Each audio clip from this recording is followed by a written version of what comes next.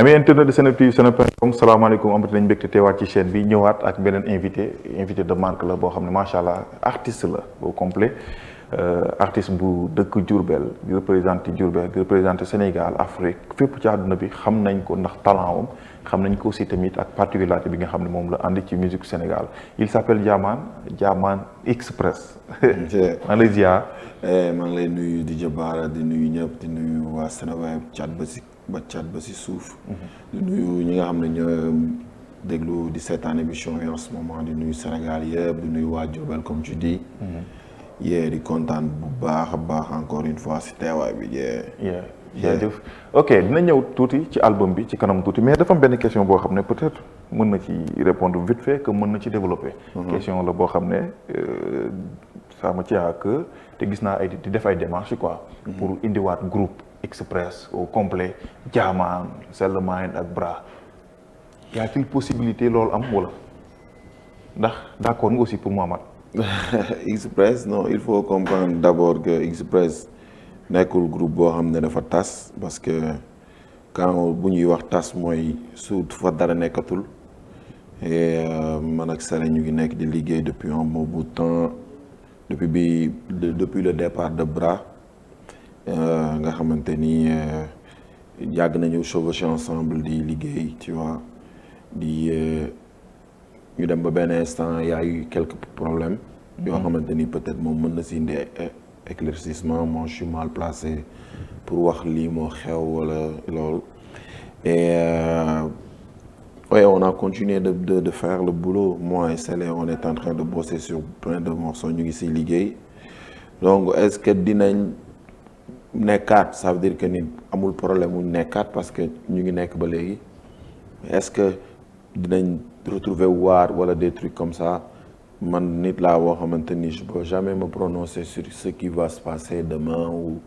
li nga xam ne noonu la ko yàlla bëggee suñ borom nag moom moo sàkk ay nit ñuy ànd mu xam ni mu créé ànd si sëy wala si mag ak rakk wala si nit ak moromam. Même le bon Dieu nous a promis une fin à tout.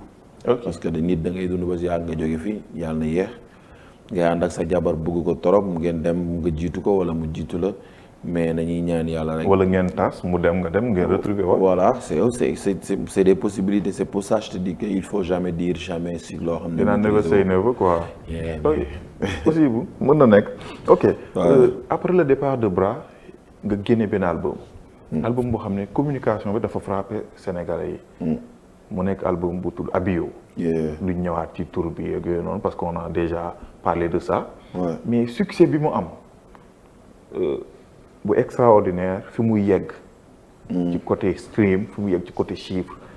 jusqu'à ce que même mu indi la ci benn position boo xam ne ñi ngi naan Diamane mooy numéro 1 ci artistes yi ëpp ay vues ci Sénégal ak yooyu noonu. par rapport au succès de Abio balaa ñëw ci position bi nga am. non pour la position moi je pense que c'est processus bu yàgg la processus la boo xam ne ça n'a pas commencé si juste album bi parce que avant l'album j'ai eu à faire énormément de singles. Donc pour positionnement ou c'est lui le premier sur YouTube ou c'est lui qui a plus de vues ou quelque chose comme ça de stream. Peut-être le stream on parlera peut-être de l'album. Mais ci positionnement bi c'est benn processus bu yàgg la parce que j'ai fait énormément de morceaux def si code c'est ku ñu bàyyante nee naa waaw nday Bamba la paix Bamba la joie Bamba ñëpp donc tout ça c'est des morceaux yoo xam ne qui ont énormément de vues sur YouTube. Et qui fait que actuellement à un moment donné l'album ça m'a positionné quelque part. Donc loolu nag liggéey la bu yàgg boo xamante ni je l'ai fait avec des gens que je salue de passage qui ont toujours bossé pour ça donc c'était juste pas moi c'est vrai que je suis l'artiste man maay dem studio maa ngi job et tout mais il y a tout un staff derrière je salue le staff je salue le label qui a fait un travail énorme surtout sur la communication ni nga de la sortie de l'album comme tu viens de le dire. et que ça a suscité beaucoup de débats. J'avoue que ça a été très bien réfléchi par le label, le Hostside, que je salue de passage, Guy, les Wanted, les Meru, tout le monde. Donc les Mamalik et tout. Mais succès bi non la pompe. Alhamdulillah quoi. Alhamdulillah jaay nga ba doyal. Yeah. Distribué nañ ba nga kontaan aussi. Je pense bien. Après on va essayer de passer à autre chose, essayer de dem ci leneen. Ah parce que après gis naa ay sondage xaw ma lañ ko mën tuddee wala leneen lu génn. ñu génne benn côté ñu ne Dip moo jiitu ma gisaat beneen affaire ñu ne Jahman moo jiitu par rapport à ça. Ouais, moi je pense qu'on va pas camper le débat sur si c'est qui moo jiitu wala kële. Moi je suis un athlète. Pour moi su ma defee dara tey war naa ko bàyyi nekk ci leneen. Après pour ces vues là et tout c'est juste des chiffres. Après moi ce qui compte pour moi le plus c'est la constance, le talent et tout, et je bosse sur ça. Pour moi je suis en quête de ça toujours ci loolu laa nekk. Mais après kii moo jiitu wala yooyu il faut juste aller voir les chiffres. Moi je pense que c'est mieux. Mais après Dip c'est un artiste très méritant qui draine beaucoup de monde et qui draine beaucoup de kenn du wax ci côté chiffre ci loolu. Pour moi là aujourd'hui le débat n'est pas là-bas. Ok gis naa aussi tamit ci album bi benn diversité musicale bu ci am. ñu gis ci ay rythme mbalax afro reggae rap. Vraiment mu nekk benn mélange bu baax boo xam ne dañuy tax sax naan kan moo nekkoon DA bi directeur artistique projet bi aussi tamit pourquoi nga préféré ko joobee ko noonu ak fi jamono bi toll ñuy wax waxu évolution ñii di wax waxu diversité. ñii di wax waxu authenticité ak yooyu noonu rap mbalax beeg yooyu noonu di susciter des débats yow nga ñëw indi benn album boo xam dañ ciy gis rap mbalax bi dañ ciy gis reggae dañ ciy gis afro dañ ciy gis rap pur et dur. Ouais bon diversité bi c'est juste parce que man je suis un artiste et j'ai toujours aimé di pour ñi nga xamante ni xam nañ ma bon je dirais bien pour ñi nga xam ne xam nañ ma bu baax musuma tënk sama bopp si la ne damay def lépp donc su ma reggae je suis très bien à l'aise dedans c'est une musique que j'aime beaucoup. Donc d'où la diversité ci album bi parce que tu vas avoir des sons qui sont typiquement classiques. Des sons comme Love Distance c'est typiquement classique. am na des bëri na ay sons thématiques. bi ñu wax ci mbënd bi aussi. Voilà waaye ay xarit. Tout ça c'est des morceaux avec d'autres univers. Que ça soit afro wala mu am afro mbalax wala mu am mbalax. yaay bi aussi. Voilà yaay bi c'est benn reprise la de Souleymane Faye. Comme j'ai l'habitude de le dire il faut que ñuy suñu artistes yooyu noonu dañu def lu bari loo xamante ni tey mën nañ ko tourner ci lépp. La musique elle est free en fait. C'est un monde de très libre où tu peux prendre ça yóbbu ko ci beneen kii bi et ça on le voit partout da ngay gis ku defoon benn son boo xamante ni dafa slow kenn ñëw jël ko drop yóbbu ko ci reggae. Les Jamaïcains le font beaucoup. Sur des rythmes et tout. Et pour moi c'est pas un problème mais en tout cas cette diversité là c'est quelque chose boo xam ne yàgg na nekk ci man. Et si loolu laay continuer je vais essayer di dem ci leneen ak leneen. mais Jahman ci groupe la boo xam ne dañ leen xamee des sons thématiques engagement bu extraordinaire bu am ci ñoom. di Express. ñu doon gis boo delloo réer sama baat ak yeneen son. yoo xam ne ay jëriñ dañ doon sentir nii moo nekkoon kiiw groupe bi quoi seen lii ñu gis Jahman carrière solo mu ñëw ne affaire bi kat dafay laaj liberté comme li nga wax tout à l'heure freedom yeneen monde ak yooyu noonu parce que tamit est-ce que musul yóbbu ci ñu naan non Jahman léegi defatul rap Jahman léegi musique bi muy def day mbalax ak yooyu noonu di lay catégoriser par rapport à. Mais moi j'étais le lead vocal de mon groupe je chantais en fait sur les sons là dont tu parles comme ay réer ay sama baat ay jirim ay am c'est des sons où moi je chante ou parfois moi je rappe mooy lu ma la wax rek diversité boobu laa nekkee woon ci biir groupe bi moom laa continuer ba léegi et quand tu me dis que c'est comme si tu veux dire que quand c'est pas thématique c'est pas rap il faut pas comprendre il faut pas que les gens nit ñi di jàpp que ne su amul thème rek nekkul rap et j'ai comme l'impression que sénégalais yi noonu lañ jàpp. ah waaw parce que dañ ne bind bi léegi dafa commencé dee. Yeah. yéen ñi nga xam yéen a fi nekk léegi bind bi xóotatul. pourtant les Américains prenaient du rap pur et dur ñu koy déglu et qui parlait de sexe, de drogue, de cam, de sexe, de violence, de rayante, de tout. Et les Sénégalais bon ñi nga xamante ne entre guillemets bokk ñoom ñoo support rap boobu ba foog ne mooy ba koy tuddee bu dëgër bi ak bu nooy bi. C'est des personnes qui aimaient ça. Et qui aspirent sax ci loolu la ñuy aspiré wu boo leen xoolee seen façon de vie. ni ñuy dundee dem nañ ba benn instant boo xamante ni ils ont même catégorisé ñi nga xamante ni ñooy def rap bu xaw a am mbalax bi. ay gars yu nooy ak ay gars yu génne nañ leen ci. yu wér c'est que dëgër ak nooy moom doomu aadama bi mënu koo xam tant que nekkoo leen ci temps boobu tant que nekkoo leen ci moment boo xamante ni loolu la war a wane.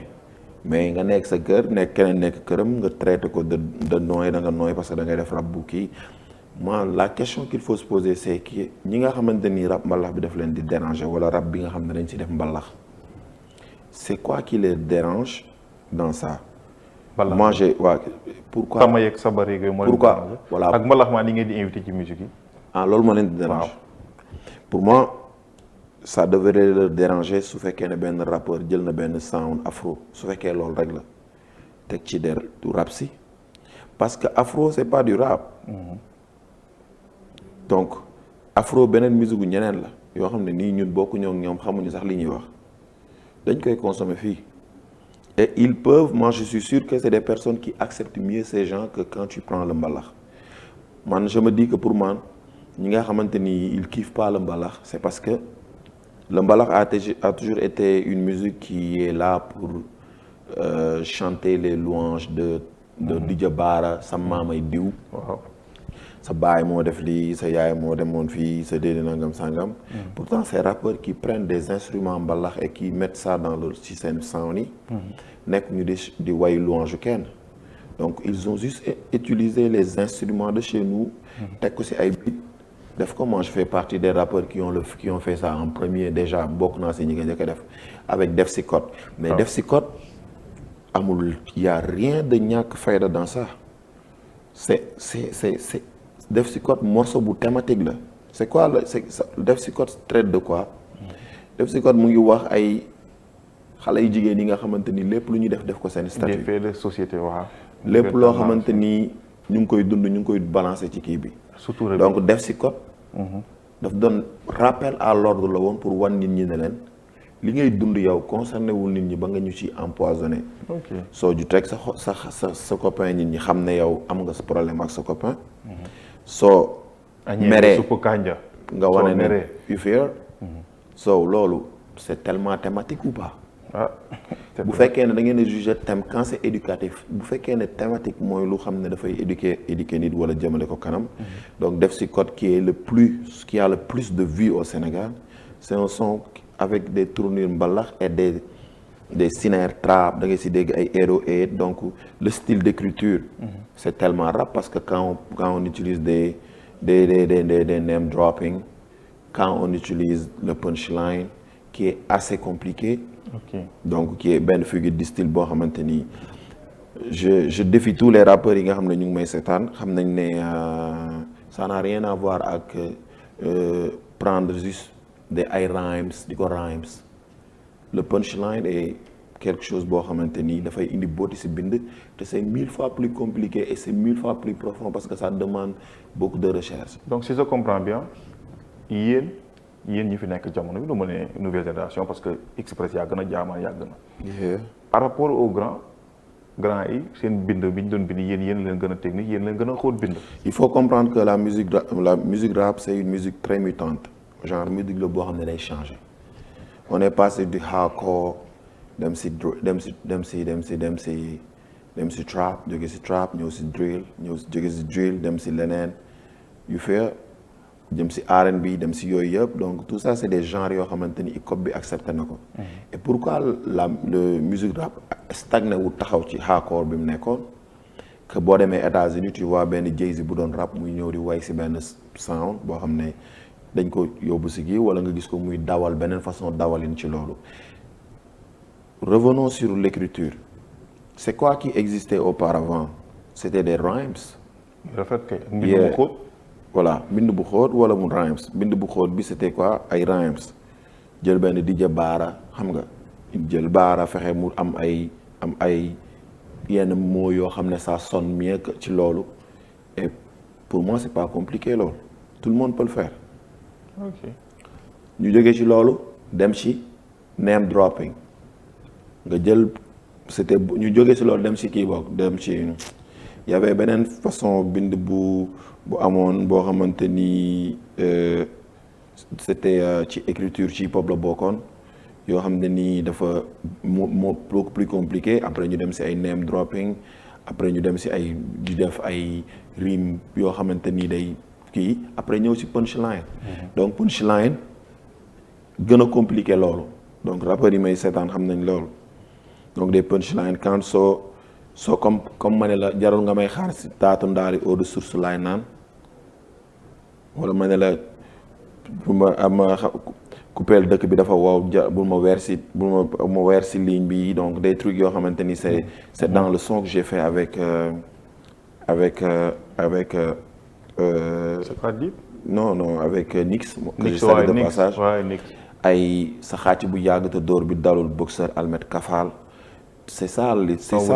Donc ça c'est des trucs très réfléchis en fait il faut comprendre que ñi may déglu nii xam nañ li may wax c'est des trucs qui demandent beaucoup plus de réflexion parce que c'est des mots à double sens et ces mots à double sens nekk na loo xamante ni pour nga def ko il faut nga creuser il faut beaucoup de réflexion donc il faut arrêter avec le genre gars yi binduñu gars yi ñu ngi bind bu baax a baax et ñi koy wax ñu ngi xam nañ ne gars yi dañuy bind.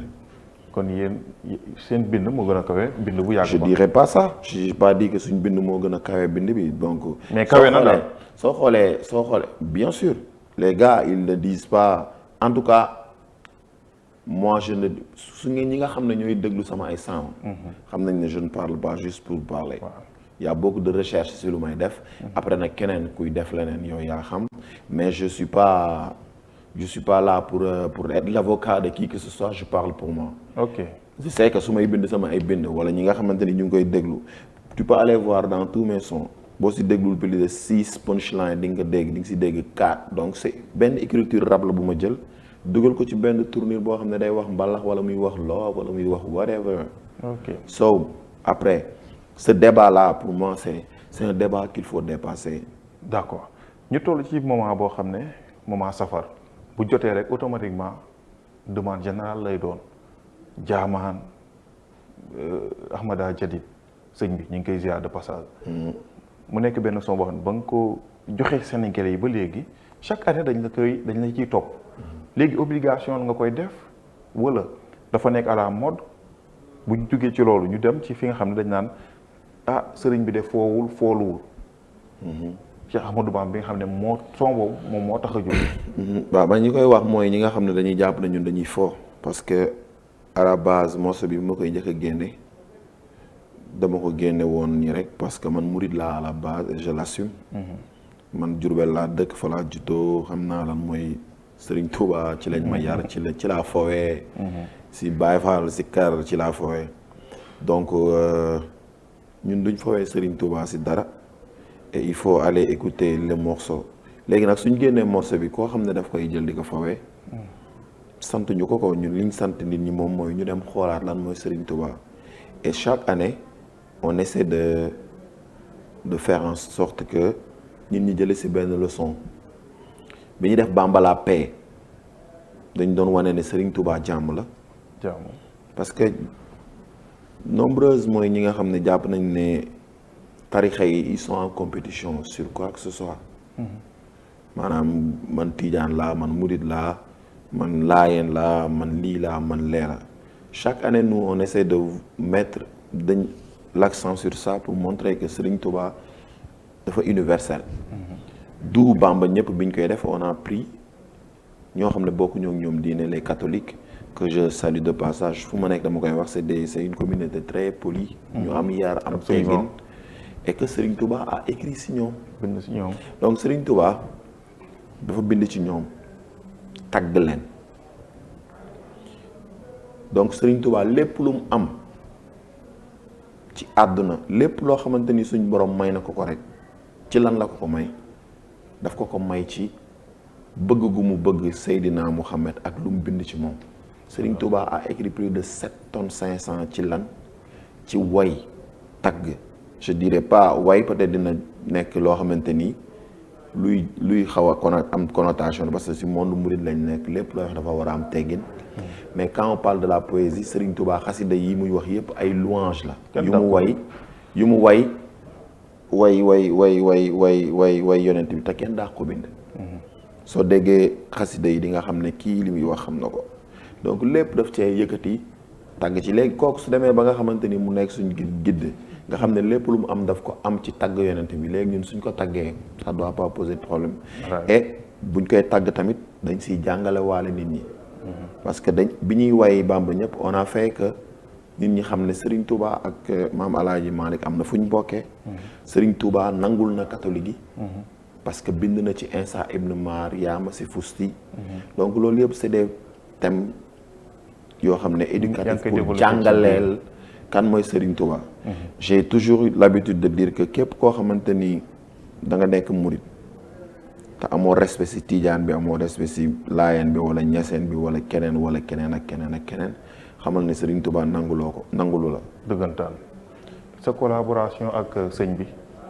waaw sëñ bi nag sama xarit la sama sëriñ la donc première bi ñu defoon ñu ngi ko def Bambala Paye bi ñu ko defee ma woo ko won ko son bi mu ñëw bëgg def ko et mu am succès. léegi nag li tax ñun ñu koy continuer di ko def soo xoolee man son bi bokkul sama répertoire yi may joué fépp du ma ko joué si resto du ma ko joué si boîte du ma ko bokkul sama répertoire dama koy def rek du ma ko jaay aussi. par exemple cette année. bokkul ci album voilà bi quoi. cette année on a eu plein de demandes pour des placements de produits. pour commercialiser ko. comme c'est à la demande de tout le monde on pouvait vendre ça mais suñ ko jaayee rek génn si monde bi ñu doon def parce que man je le fais juste nous on le fait boog laa wax pour que nit ñi nga xam ne ñu ngi koy laajte tamit xam nga jot ci ba pare ànd ci seet ak mbégte màggal si def ci loolu après on passe à autre chose pourquoi ñu koy def di ko defaat nag mooy man rus naa nekk taalibe Serigne Touba ñu xam ma ci ñu dem ba tey su màggal bi ñëwee ñu naan ma ñuy xaar ne jaamaan la ñuy xaar wala ak Ahmada muy def loolu man rus naa dellu ginnaaw ci wala non rus naa dellu ginnaaw sax ci bégal bu may bégal ay doomu aadama ci lan ci Serigne Touba bi nga xam ne man laa gëm bu may bégal jàpp naa ne su ma ko defee mën naa sax bàyyi musique mais dérangé wu ma parce que su ma koy def dama koy def rek après passer à autre chose là je suis def naa ko pare naa on fait ça pare. kon nekk ci beneen bu année bi pare na. waaw. kii mënuñu am dara. non pour le moment nii dinañ am ay yenn affaire incha allah. du ñu am ay prépa du ñu am dara. bàyyi rek ñu kii. amul loo ñu mën ñamal fii quoi. mais lépp luñ si wax rek lu yeete la cette année xam nga Serigne Touba bi mu génnee àdduna dafa tombeloon ak benn maral li ñuy wax maral olof. waaw wax mooy sécheresse bu metti. bekkoor bu metti donc ci Maam Moussa Ka ci la bind xarnu bi. ñaan ci Serigne Touba ñaan yàlla ci boromam. yàlla indiwaat taw bi ñëwaat ak yooyu. donc cette année nous aussi on a vu que il y a eu des guerres, il y a la crise mondiale et il y a la perte des valeurs. tey Sénégal gis nga ni ku njël.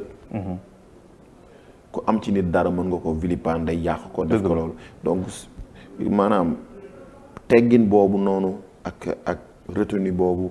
ak ce monde là qui est difficile et qui tend à être beaucoup plus difficile corona bi fi jógee d'où nous on a voulu mettre un peu l'accent sur un son beaucoup plus posé boo xam ne ànd na ak ñaan ànd na ak suñ borom jële fi balaa yi suñ borom jeexal guerre bi suñ borom defaat ci xol yi jàmm ak gëm-gëm ak doylu suñ borom defaat ci xol yi ñu nekk ay taalibe parce que taalibe ci la lépp xaj taalibe mooy ki nga xamante ni mooy nangoo nekk gor te dis jaam nangoo nekk jaam te dis gor maam Seydou Fall moo ko wax. dëgg la maanaam nga fekk baara mi mu leer na la gënalu la dara nga wàcce sa bopp ba nekk jaamam tout en sachant que yow gor pire nga dige loo dul xàcc mooy ngay dige loo dul xàcc loo wax day ci lépp loo wax mu génn sa gémmiñ gi fexeel mu nekk loo mën a def. wala boo ko mënul def tamit nga jéem ko ba ñëpp fekk la ci xam ne ci lii nga doon jéem. donc ça promet déjà. voilà doon gor doon nangoo nekk jaam te dis gor dige loo dul xàcc. loolu la parce que c'est des valeurs yoo xam ne il faut que nit ñi yaat ko donc loolu lañ way après tamit wayaale ci suñu sang yi baax yi ñi nga xamante ni Serigne Touba continuité la donc si ce morceau là on a voulu montrer que Serigne Touba ayam gi moo ko moomal boppam parce que mën na kanamam mën na ginnaawam. dëgg boo xoolee Serigne Fall da doon wax di def di dindi ci waxam ci kàddoom. lu mu wax suñ borom ne waaw. Serigne Touba la ba léegi Serigne Saliou yërmande la amoon si jaam ñi ba nga xamante ni yërmande googu da nga ko doon gis Serigne Touba kese. boo jógee ci loolu ñëw ci sëñ Muntaxa bi nga xamante ni Serigne Touba l'a cité sur pas mal de versets sur le Muntaxa donc ñun xam nañ li ñuy wax ak nan lañ koy waxee. ok donc en tout cas. lil Muntaxa wajaxtu fii Dakar Serigne Touba ko waxoon yàgg na. ci ñëwam gi passé. waaw ne man danaa ñëwaat Dakar ci turu Muntaxa loolu kum doyul dara dootu la doy. loolu kum jàngalul ne Serigne Touba ci beneen dimension la nekk dara dootu la jàngal loolu nag lañ bëgg a jàngal génération bi ñu ko xamul. parce que buñ ko voilà ci son bi parce que buñ ko jàngee dinañ xam ne lii kat jàngale la te lu baax la. attends je vais te mettre benn petit extrait bu ndaw fii jox ñu xool. ma xool nga ko teg sa kii nii rek dama la koy kii rek. dama koy dégluloo. dama la koy kii rek. en exclusivité.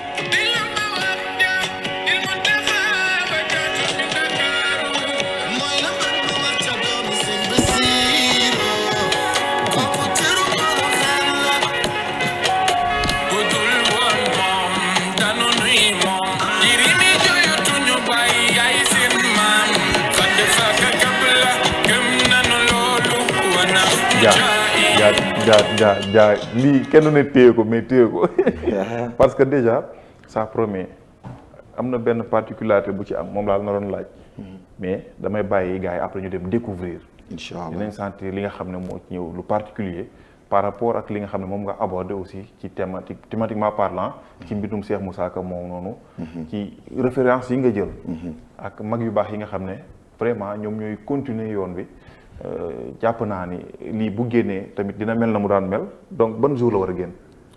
ñu ngi nag si mix yi ak yooyu donc lii amulgul mix mais ñu ngi si mix yi mais il fallait juste ma teg lii benn juste bu ndaw la rek. boo xam ne nii aperçu la mais ci univers boobu la en fait toujours ci univers wax lu sell si Serigne Touba waxaguñ fi lenn loo xamante ni day dépasser kenn.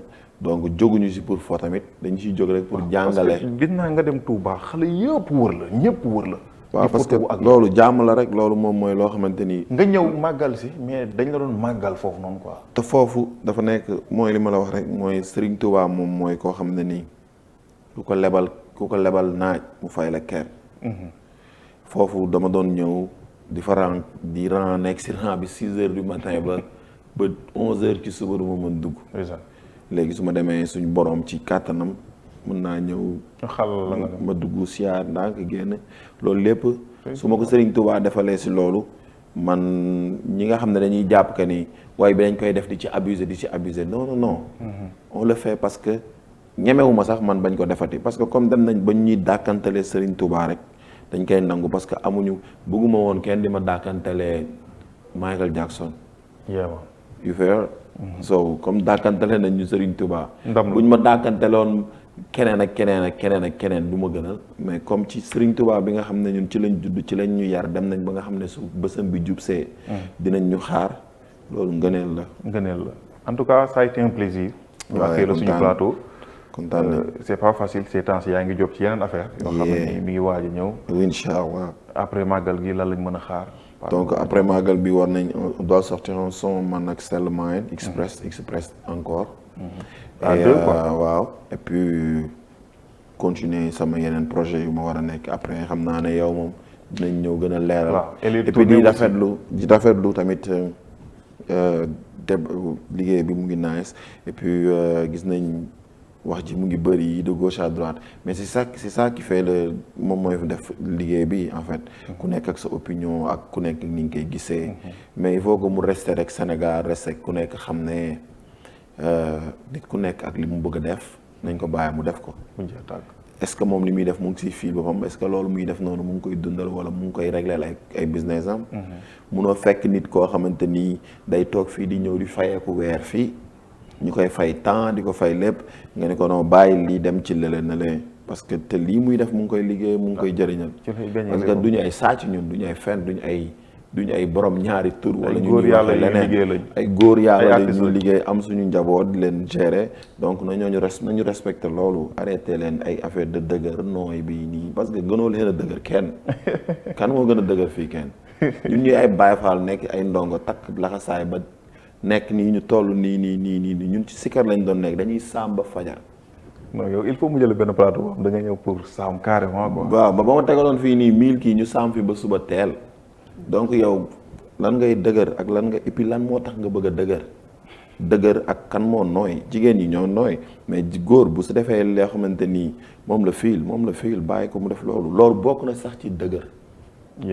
mooy yëg dara def ko bañ a sóor ne lii su ma ko defee keneen dina ci gis boppam ak loolu nooy mu ngi commencé torop wala ak ay nooy mu ngi commencé torop nga yow.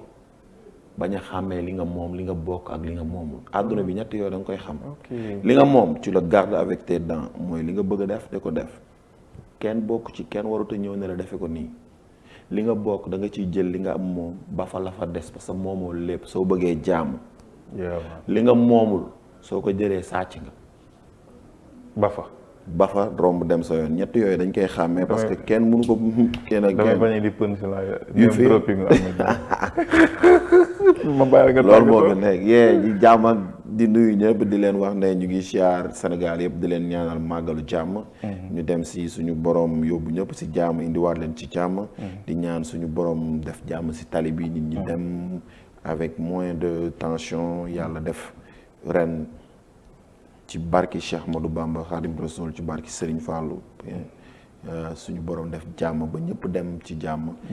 bisi ci jàmm donc choc yi wàññeeku. plus de discipline parce que ñiy dem Touba demuñu fa pour lenn lu dul ku fay dem daal na la fa jàmm yóbbu. kese waaw li fa borom dëkk bi di tere. ñu bakko nga bakko. lu ñu fa digle nga def ko. lu ñu fa digle nga def ko. donc ñun ñi nga xamante ne nag dañuy génne son pour ci màggal. ñun ñi koy dem di ko bind studio di fanaan pour maye ko nga xam ne dañ ciy def suñu xaalis def ci lépp maye ko jaay ñu ko defuñu ko dara bugguñu ci ay placement de produit bugguñu ko commercialiser fawuñu ci dañ koy jox cër parce que dañ ciy def ay recherche parce que buñ toogee di wax nii di nga xam ne ñii dem nañ gëstu donc am na thématique donc képp ku koy jël di ko snap wala nga koy def wala nga koy dugal TikTok wala nga koy dugal foo mënti nekk sant ñu la nga focci na teggi ne. waaw na teggi ne am yar mu jeex loolu la rek. yéemaan bëggee Baye Fall. merci beaucoup Diamane c'était ça loolu lañ doon waxtaan nañ ci Express Abio album bi gis-gisam par rapport à l'actualité hip hop aussi tamit son bi nga xam ne ci fan yii nii di ngeen ko gis ak vidéo bi mu war a àndal. incha allah vraiment xam naa il faut ma jéem a ñëw fekkee vidéo bi quoi. waaw mais ñëwal kay yow Baye Fall nga. il faut ma takkal xasaay bi ñëw. yaa ma gën a xam merci beaucoup à Diamane merci à tout le monde à bientôt ci Seneweb.